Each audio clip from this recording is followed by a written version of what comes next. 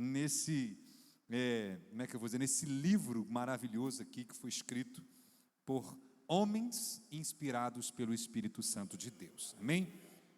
Isaías 61:3, eu vou ler aqui que eu estou com uma tradução diferente. A ordenar acerca dos tristes de Sião, que se lhes dê ornamento por cinza, óleo de groso por tristeza, veste de louvor por espírito angustiado, a fim de que se chamem carvalhos de justiça ou árvores de justiça, plantação do Senhor, para que ele seja glorificado. Amém? O pastor já orou, então você pode tomar assento. Antes de mais nada, quero agradecer pela oportunidade, pela responsabilidade. Quando o pastor me passou a mensagem essa semana, eu me lembro que eu sempre tenho uma cultura de pedir direção a Deus sobre o que ministrar. E eu não gosto, sou eu, tá, irmãos? Cada um tem um jeito de ser avisado com muita antecedência. Eu não gosto. Tem gente que adora. Daqui a 3 semanas você prega. Eu não gosto, porque eu viajo tanto e aí fica faltando 2 dias antes é que eu resolvo o que eu vou fazer. Então, quando o pastor avisou, eu logo comecei a pesquisar, comecei a pedir direcionamento de Deus, e me veio esse texto muito conhecido do livro do profeta Isaías. Você sabe que o nome Isaías significa Jeová é a salvação, nome Isaías. E o profeta Isaías, ele foi o chamado profeta messiânico. O livro de Isaías é um livro muito ministrado, com certeza tem vários textos maravilhosos. Do capítulo 1 até o 39, você vai ver na história de Israel no seu momento de dor, no seu momento de luta, no seu momento de aflição. Depois, dali para frente, eu já falei isso aqui, a partir do capítulo de número 40, ele começa a falar das soluções que Deus tem. E no capítulo 61 já está nos finalmente, porque só vai até o 66. Inclusive, alguns estudiosos chamam o livro de Isaías de mini-bíblia, por causa disso. Porque do capítulo 1 até o 39, representa o Antigo Testamento, o juízo de Deus. Do capítulo 40 até o 66, são os 27 últimos capítulos, fala exatamente das palavras de esperança, das palavras de confronto, mas das palavras de esperança. Então, por isso que alguns chamam Isaías de mini-bíblia, porque a Bíblia tem 66 livros, sendo uma parte do Antigo Testamento e uma parte do Novo. O Antigo Testamento fala da lei, o Novo fala da graça, assim como a divisão. Mas é óbvio que isso é apenas uma questão de interpretação. O que importa é que o Deus que falou com Isaías é o mesmo Deus que fala com a gente aqui nessa noite. Você consegue dizer amém? E nesse texto, irmãos, Isaías começa no versículo 1 dizendo que Deus está sobre ele. O Espírito do Senhor Jeová está sobre mim, porque o Senhor me ungiu. Ou seja, Isaías diz assim, eu recebi uma unção desse Espírito. E aí fala para que ele recebeu a unção, que no caso era para anunciar as boas novas, para restaurar os contritos de coração, para proclamar liberdade aos cativos, para trazer abertura de prisão aos presos. Isaías, ele entende para que ele foi chamado. E ao entender o que foi chamado, ele diz o versículo 2, obrigado. E ele diz assim, e para pregar, para anunciar as boas novas do Senhor, é o versículo de número 2. O ano aceitável do Senhor, e o dia da vingança aos inimigos do nosso Deus, e a consolar todos os tristes. Falou, Deus me chamou para isso, para anunciar que vai vir uma coisa boa aí, para anunciar que nós temos oportunidades, para anunciar que Deus é justo. Quando fala de vingança aqui, não é de pagar o mal com o mal, não, mas é de ser justo e para consolar acerca dos tristes que estão em Sião. E aí o versículo que nós lemos, é o único versículo que eu vou pregar, ele fala sobre algumas trocas que Deus oferece ao povo de Judá na época e que serve para a minha vida e para a sua vida nessa noite. A primeira troca que eu quero pregar, eu vou ser breve, eu espero, é que Isaías fala assim, eu quero que vocês troquem cinzas, não é isso que diz o versículo 3?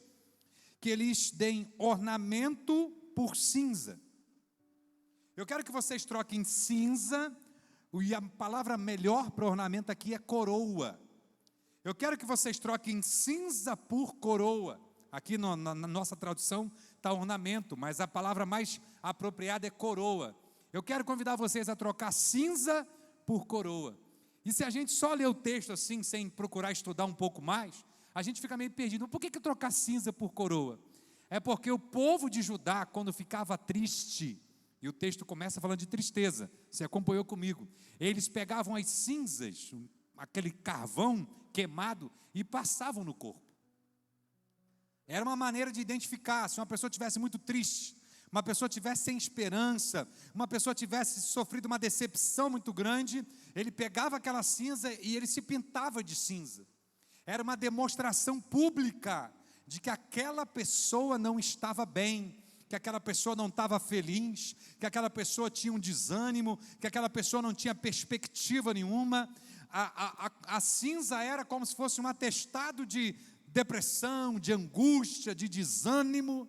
E Deus chama aquele povo para dizer, eu quero que vocês troquem essa cinza, eu quero que vocês troquem essa derrota por um ornamento, por uma coroa. Irmão, se tem uma coisa que Deus quer de mim, que Deus quer de você nessa noite, por isso que você veio aqui, num dia de chuva como esse, é que a gente aprenda a trocar a derrota pela vitória. Porque tem gente que aceita a derrota muito fácil.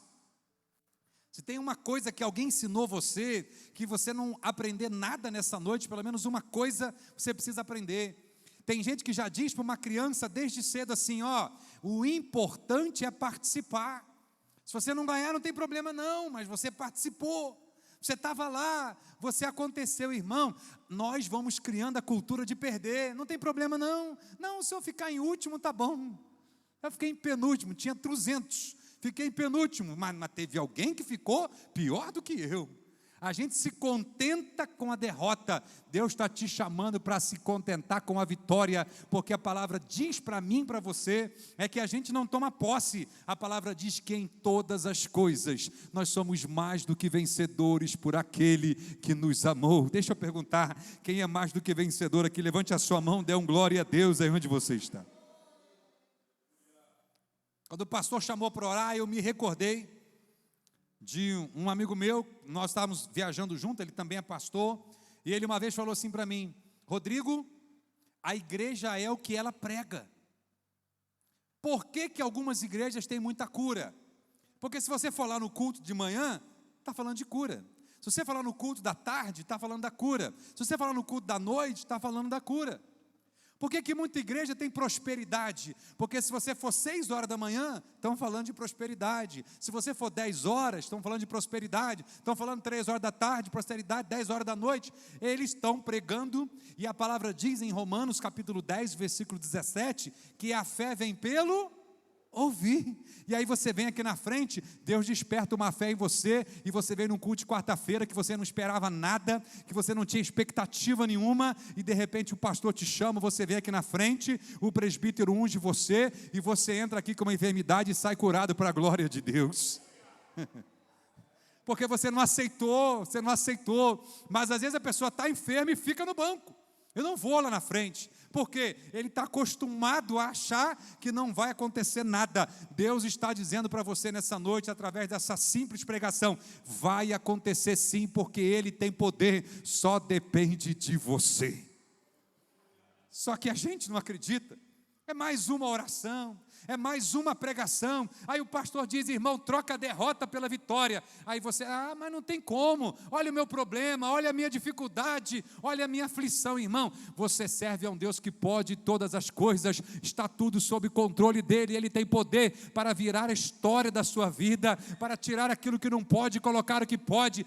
Deus faz coisas que ninguém entende. Deus usa a coisa que nós não usaríamos. Deus pega as coisas vis, as desprezíveis, as que não são, para confundir as que são, para mostrar que Ele tem o poder e o controle de todas as coisas.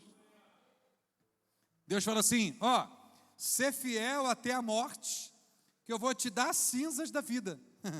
É assim? Não, eu vou te dar a coroa da vida. Paulo, lá em 1 Coríntios capítulo 9, começa a falar sobre a corrida. Ele diz que uns correm para alcançar uma medalha, um troféu aqui na terra, mas nós corremos em busca de uma coroa que não vai ser corrompida com o tempo. Nós temos algo de bênção para mim, preparado para você. Nós temos a marca da vitória, irmão. Cristão não pode aceitar derrota. Cristão, mas eu não vou passar por dificuldade. Não, não é isso que eu estou falando. Não é o determinismo. Lembra do eu não aceito? Quem é você para não aceitar? Não é isso que eu estou falando. Eu só estou dizendo o seguinte: você tem que colocar na mão de Deus. Deus, o que for para eu passar, eu vou passar. Se o Senhor estiver me provando, eu aceito ser provado, mas eu tenho certeza que eu vou vencer. Eu tenho certeza que o Senhor está comigo. Eu tenho certeza que o Senhor vai na minha frente. Eu tenho certeza que o Senhor prometeu para mim foi coroa, não foi cinza. Eu tenho certeza que a tua palavra me garante que eu vou vencer. Projeta para mim aí, por gentileza, projeta para mim, que é bom que você lê comigo, Provérbios 24:10. Olha o que a Bíblia diz. Provérbios 24:10. Se te mostrares frouxo no dia da angústia, a sua força será pequena. O que Salomão, sábio Salomão está querendo dizer? Se na hora que a coisa ficar difícil, você aceitar a derrota, já era, você vai perder, você não vai ser força. A palavra frouxa ali é negligente, é aquela pessoa que não acredita. Está tudo bem, não tem problema não, eu sou pobre, eu vou morrer pobre. Eu sou fraquinho, eu vou ficar fraco a vida inteira, eu não sou ninguém mesmo, irmão. Se você se mostrar frouxo na hora da dificuldade, a sua força vai ser pequena. Agora, se você pegar o problema e dizer, eu não aceito, isso não é para mim, eu não recebo isso, eu sou curado, eu sou liberto, eu sou próspero, eu sou abençoado, eu sou ungido, o Espírito do Senhor Jeová está sobre mim, a enfermidade não tem coragem de ficar, ela vai embora, a angústia não fica, a depressão não fica, o desânimo não fica, a tristeza não fica, porque você tem a marca da promessa na sua vida. Quem tem essa marca? Só que a gente aceita. Sabe como? Parece que a gente mas não tem problema não. É isso aí, é o que Deus quis para mim mesmo, eu vou sofrer, eu vou perder, irmão. Você tem o direito de requisitar aquilo que é seu. Porque o que não é meu, eu não posso pegar, sim ou não? Então está o carro do Sandro ali embaixo. Eu posso chegar agora e pegar o teu carro e ir embora? Nem se eu deixar o meu? Estou brincando. Eu não posso pegar o carro dele e ir embora, porque o carro dele não é meu. Agora, se o meu carro está ali, se alguém para de um lado, se alguém para do outro, meu carro ficar preso, eu tenho direito de procurar quem que me prendeu ali, que eu não consigo sair, e dizer, você tira o carro aqui para mim, por favor, você puxa um pouquinho para frente, você tira aqui, me ajuda porque eu preciso ir embora. Por que eu tenho esse direito de pedir? Porque o carro é meu, é um direito meu. Eu quero dizer para você nessa noite, não sei se você está me entendendo, vencer é um direito seu, ter saúde é um direito seu, ser próspero é um direito seu, ter a unção do Espírito Santo de Deus na sua vida é um direito seu, ouvir a voz de Deus é um direito seu, irmão. Deus está dando oportunidades para a gente trocar cinza por coroa nessa noite. Se tem um segredo para você ser melhor em 2023, esse é o desejo do meu coração, estou falando para mim. Se tem uma coisa que a gente tem que aproveitar a virada do ano, porque quando vira o ano, muda alguma coisa, Bernardo? Para mim não muda nada. Eu fiz até um post no meu Instagram, ano novo, de novo, ano novo, de novo, é mais um, daqui a pouco vem 2024, não muda nada de um ano para outro, mas muda a possibilidade que você tem de avaliar o que aconteceu no ano anterior, virar um ciclo e começar o ano fazendo diferente. Amém ou não amém? Os irmãos concordam comigo? Não mudou nada, eu acordei, fiquei aqui na vigília, fui embora para casa, cheguei no domingo, era a mesma coisa, não mudou nada, mas eu posso ter uma atitude melhor, eu posso ter uma experiência com Deus melhor, eu posso fazer uma coisa diferente que eu não fazia, eu posso cuidar mais da minha saúde que eu não estava cuidando, eu posso ler mais a palavra que eu não estava lendo, eu posso orar um pouquinho mais que eu não estava orando, e aí as bênçãos do Senhor começam a se achegar para mim, porque o texto sagrado diz que se você se achega a Deus, Ele se achega a você. Oh, irmão, coisa boa é se achegar na presença do Senhor. Deus está convidando essa igreja nessa noite, vamos trocar a derrota pela vitória, vamos nos aproximar de quem nos garante todas as coisas, porque nós temos esse direito. Você crê nessa palavra? Pode dizer amém? Aí, Deus através do profeta Isaías faz uma segunda proposta, está no versículo 3 que nós lemos: óleo de alegria por tristeza. Não sei se você reparou, o capítulo começa, o versículo anterior, versículo 2, termina dizendo assim, ó, Deus me enviou para consolar os tristes. E Deus faz um convite para o povo assim, ó, vamos trocar essa tristeza por óleo de alegria, ou gozo, né, como foi projetado aqui no início. Vamos parar de ser triste e vamos passar a ser alegre. Irmão, se tem uma marca que o cristão não pode perder, é a alegria. Você sabe por que o cristão não pode perder a alegria?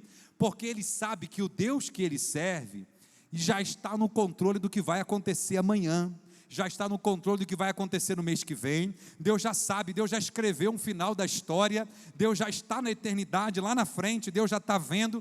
E o cristão, por que ele não pode viver triste? Porque ele sabe que essa tristeza é passageira. Cristão fica triste, o que você acha? Fica ou não fica? Hã? Me ajuda aí. Fica ou não fica? Claro que fica. Jesus ficou. Jesus falou assim, a minha alma está cheia de tristeza até a morte. Se fosse possível, eu rapava fora dessa. Mas todavia, faz a tua vontade.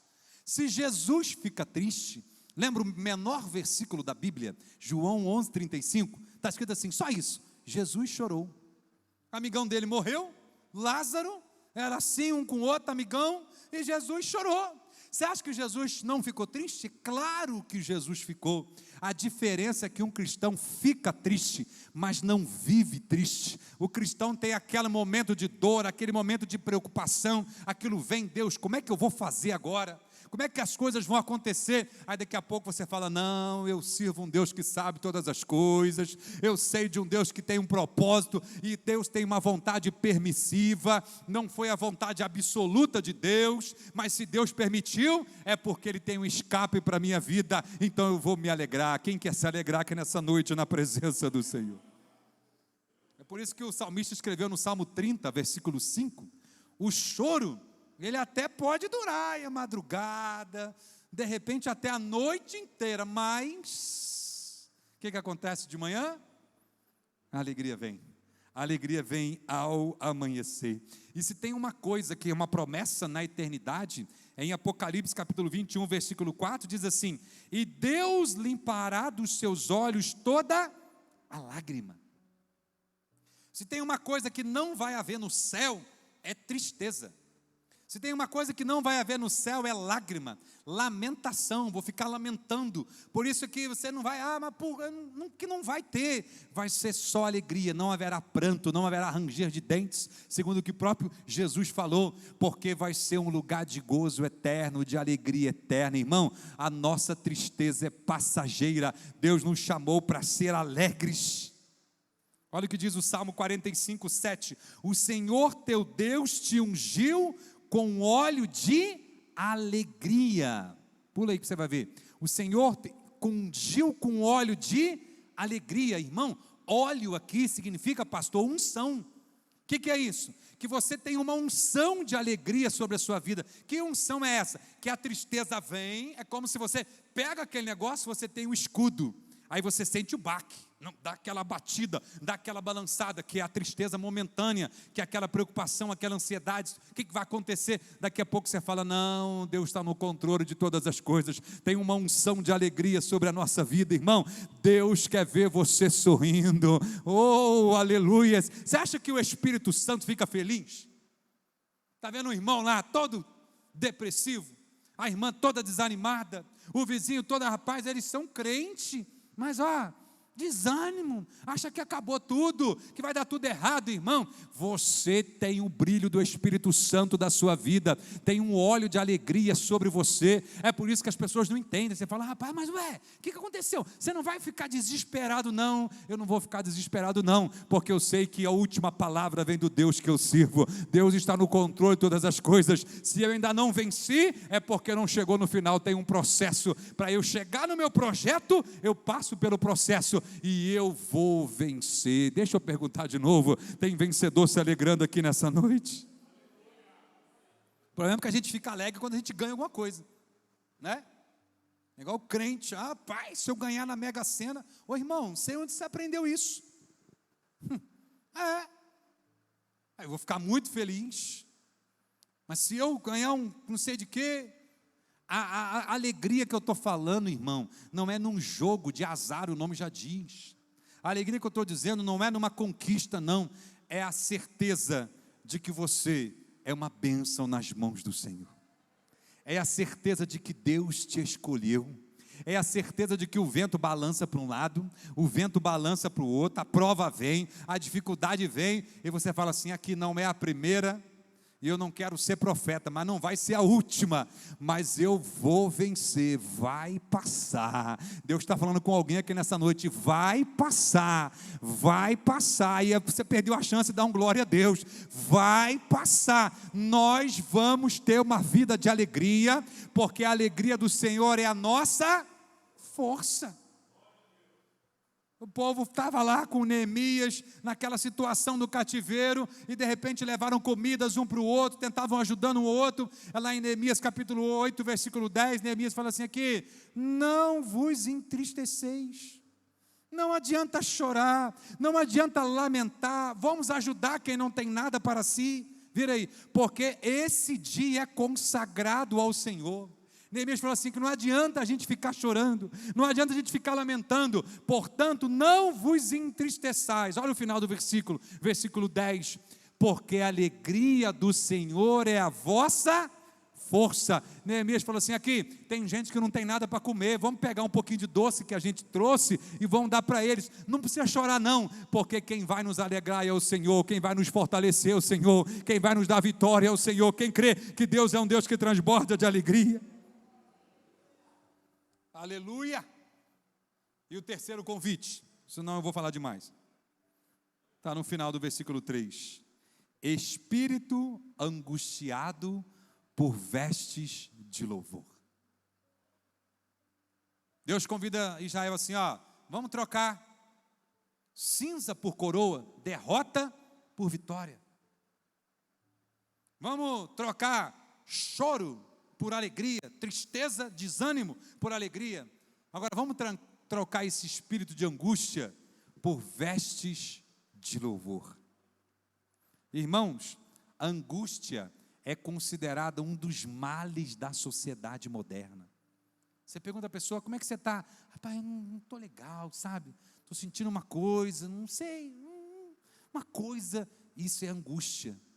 Você não tem motivação para fazer as coisas. Sabe aquela pessoa que se deixar, acorda às 11 horas da manhã, outro dia até brinquei aqui, né? A gente estava brincando sobre isso, mas não é quem não precisa, porque se você não precisa, se você tem uma rotina que te permite, é uma escolha, mas a pessoa não tem ânimo. Sabe aquela pessoa que está desempregada e não tem vontade de fazer um currículo para trabalhar? Sabe aquela pessoa que fala assim, mora do lado da igreja e fala, hoje eu não estou bem para ir no culto, irmão. Você não está culto quando você não vem no culto quando você está bem. Você vem no culto para ficar bem, é diferente. Você não está bem, é que você tem que vir mesmo. Hoje eu não estou legal não, então não vou na igreja. Irmão, é nesse dia que você tem que trocar esse espírito angustiado por vestes de louvor. Se a igreja soubesse o que é o louvor, o papel do louvor na vitória, a igreja mudava, porque aí você cantava o tempo inteiro. Porque quando Paulo e Silas estavam presos, lá em Atos capítulo 16, versículo 25, o que eles faziam? Reclamavam. Rapaz, esse presidente que botou nós aqui, hein? Olha, que situação. Perto da meia-noite, o que eles estavam fazendo? Olha o final. Passa para o próximo, a continuação. E de repente, perdão, volta por favor, eu que me enganei. Eles oravam e cantavam hinos a Deus. Projeta para mim, se for possível, 2 Crônicas, capítulo 20, olha o que diz o versículo de número 19, 2 Crônicas 20, 19, ó. E levantaram-se os levitas dos filhos dos coatitas e dos filhos dos coraitas, que eram tribos na época de Josafá, para louvarem ao Senhor, Deus de Israel, como? Alto ou baixo, irmão? Alto. Isso aqui me permite dizer uma coisa que você não pode dizer que eu falei heresia. Para de ficar orando e cantando em espírito. Já ouviu falar isso? O ministério de louvor está aqui.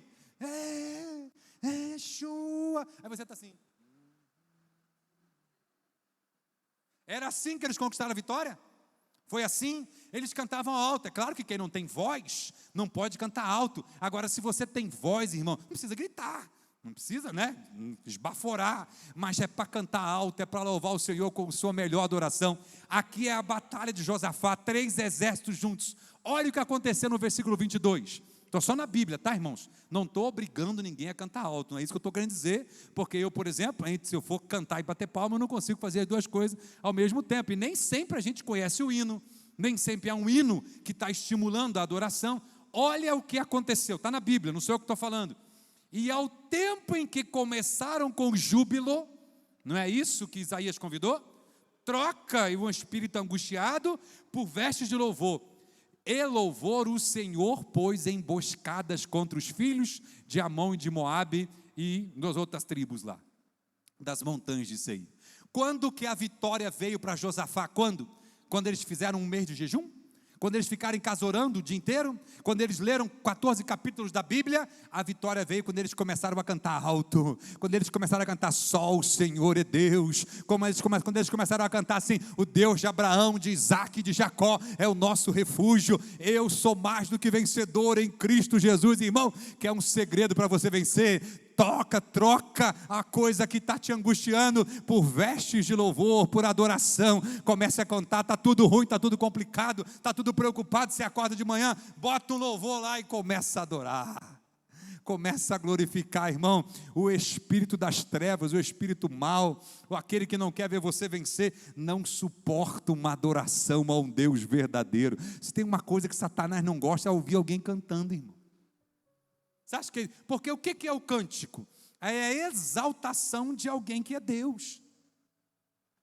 Isso é incrível.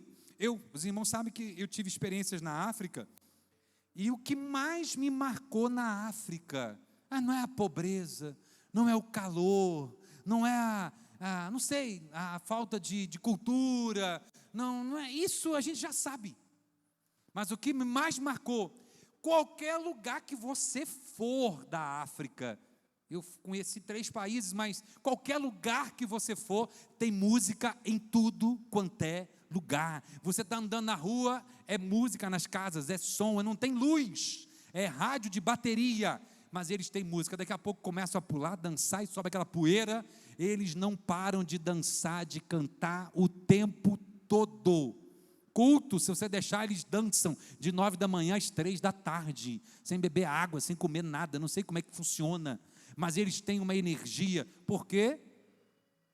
Porque é cultural. Eles fazem isso porque eles têm deuses que eles acreditam que tem que adorar. Você já viu como é que é o índio? O índio tem as danças dos índios lá, é tudo cantado. E às vezes nós temos essa coisa, não sei cantar não sei cantar, igual eu, sou desafinado, não dá certo. Aí você não canta, irmãos. Você não está no ministério de louvor, mas você adora um Deus que pode todas as coisas. Deus está convidando você, eu queria que você ficasse de pé, a trocar esse espírito angustiado por vestes de louvor. Salomão escreveu assim no Provérbios 17, 22, o coração alegre serve de bom remédio. Olha o que é isso, irmão.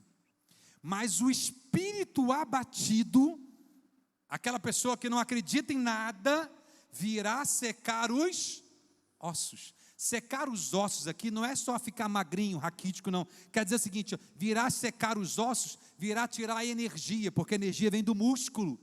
Ou seja, se você está alegre, você tem um remédio. Se você está louvando, você tem um remédio. Agora, se você ficar abatido, se você ficar achando que está tudo ruim, os ossos, a tua energia, você perde, você acaba. Mas eu quero dizer uma coisa para você, para eu terminar. Lembra do profeta Abacuque, capítulo 3, versículo 17 e 18? Você conhece essa história, é um hino de adoração ao Senhor. Olha o que diz: portanto, ou porquanto, ainda que a figueira não floresça, ainda que não haja fruto na vide, ainda que o produto da oliveira minta, ainda que os campos não produzam mantimentos, as ovelhas malhadas sejam arrebatadas, nos currais não hajam vacas, ainda tudo que isso aconteça, ele diz assim, vírgula, todavia, eu me alegrarei no Senhor, exultarei no Deus da minha salvação. Abacuque falou assim, ainda que der tudo errado, ainda que aconteça isso ali fora, ainda que aconteça isso na economia, ainda que aconteça isso no meu vizinho, ainda que aconteça isso no meu trabalho, ainda que eu perca alguma coisa, então uma coisa, eu vou cantar hinos de louvor ao Senhor, eu vou exultar, eu vou glorificar, eu vou dar glórias a Ele, eu vou dizer, Senhor, foi o que o Jó fez aqui, não tem problema, o Senhor deu, o Senhor tomou, uma coisa eu sei, bendito seja o nome do Senhor. Irmão, você perdeu alguma coisa no ano de 2022? Foi Deus que deixou você perder. Não tem problema o que você perdeu, não. Eu já perdi uma casa depois de 4 anos construindo. Saí com um pijama e um celular na mão. Hoje eu tenho uma casa muito melhor, eu tenho uma roupa muito melhor. Irmão, se Deus tirou, não tem problema, Deus vai dar melhor depois. Uma coisa é certa, eu vou ficar murmurando, reclamando, não vai te levar a lugar nenhum. Comece a glorificar o nome do Senhor. Quem que veio aqui para agradecer pelo que você tem? Eu quero fazer uma oração para encerrar, entregar para o pastor e dizer uma coisa, irmão, faça uma oração de gratidão agora, porque Deus te deu alegria, Deus te deu os vestes de louvor, Deus te deu um óleo de alegria e uma coroa nessa noite. É só você levar a sério aquilo que Deus está te ensinando. Senhor, nós te louvamos, Pai, te agradecemos por essa igreja. Que o convite de Isaías seja feito para cada um de nós aqui nessa noite, Deus. A não deixar, meu Pai, com que as cinzas da vida possam nos alcançar, porque nós não aceitamos a derrota, porque a Tua palavra diz, Pai, em Romanos 8:37, que em todas essas coisas somos mais do que vencedores, por aquele que nos amou, Deus. Pai, se tem alguém triste aqui hoje, que troque, Pai, tristeza por óleo de alegria, traz alegria, Pai, renova as forças, Pai, coloca na Tua igreja, Pai, o entendimento que precisa ter vestes de louvor, Senhor, fortalece a nossa vida, nos dá um ano abençoado, Pai, cuida de cada um de nós, repreende toda a força do inimigo sobre a nossa vida, que tenta trazer tristeza, desânimo, fracasso. Nós declaramos que o Senhor Jesus é o Rei, está no controle de todas as coisas e nos garante a vitória, no nome de Jesus. Se você crê, aplauda bem forte ao nome daquele que vive e que reina para todos sempre.